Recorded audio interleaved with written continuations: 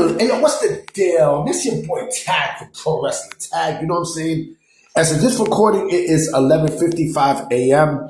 January 19th, 2025. 25? 20 fucking 5. You know what I mean?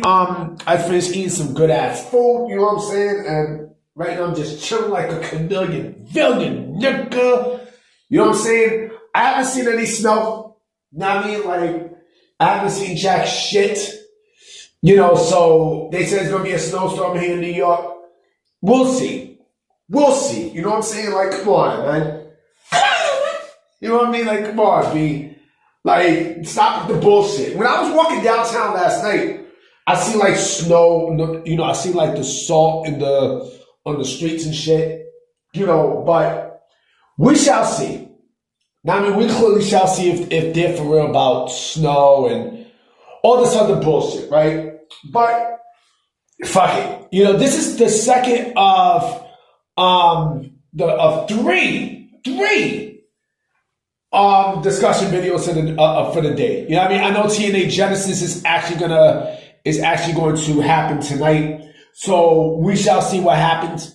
You know, there's going to be a lot of NXT influence, a lot.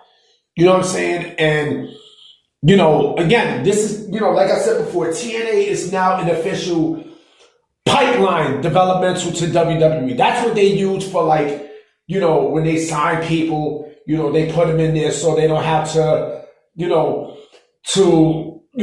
put them in there to show footage, and like that's also like their Indian shit. You know what I mean? So do I think that WWE ID is going to be, you know, have compensation with, you know, or is going to be involved in TNA? I do believe so. You know, but let me get into the second topic of the day. So what I want to talk about today is I want to talk about crowd's influences with chants, you know, towards wrestlers.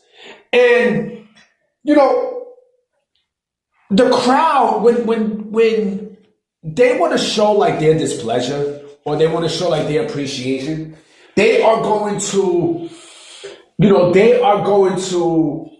let you know, no matter if you're a heel or a face. You know, Shawn Michaels, when after what happened at SummerSlam 97, when he hit Undertaker with the chair in that awesome match against him and Bret, against, you know, Undertaker and Bret, where he was special guest referee. You know, the crowd started turning on Shawn Michaels. It was planned. You know, it was a planned. It was a planned spot. You know, Shawn Michaels was always supposed to go heel. You know, because Bret was heel all over. No, Bret was face all over except in the United States, right? Steve Austin was already, you know, on a sky high, you know, situation with popularity and such. And, you know, Shawn was going from face to heel.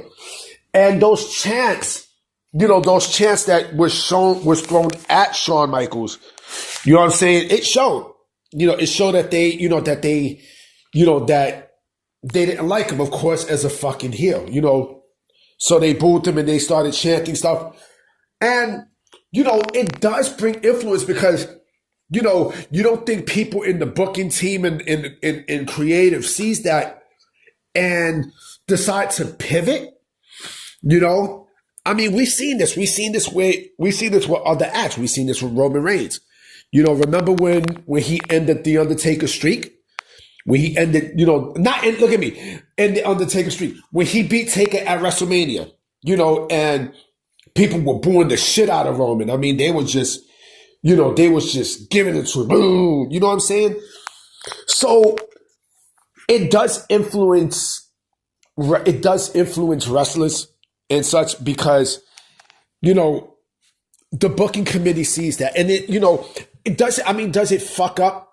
You know, does it fuck up, you know, booking plans and such? It does. It does, because when people make these storylines, you know, and when they create these things, they're not doing this with like they are not doing this with the thought of, you know, the thought of change, but the crowd does influence shit. They really do. They really do influence stuff. They influence stuff to the point where, we don't want to see this. We don't want to see this guy as a face. We want to see him as a heel, and vice versa. So with Chants, Chants it does, influence. It really does influence. But again, I think it influences more of, the creative and the booking, because again, the booking committee wants to see one thing, but the crowd wants to see something completely different. And it can be positive, but also it can be negative too. It does go hand to hand. It really does. And so that's something that, comes with the territory, unfortunately. But it is what it is with pro wrestling. You're always going to have influences, and, you're always going to have all kinds of stuff, with the crowd and such. And plus, it's also the booker's job to make the crowd happy, no matter if you are a face or a heel, And so the crowd, but the crowd also has to calm the fuck down too, because you can't get everything that you want right off the back. It's all about storytelling. It's something that AEW don't know.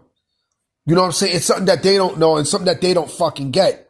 But that's the beautiful thing about pro wrestling.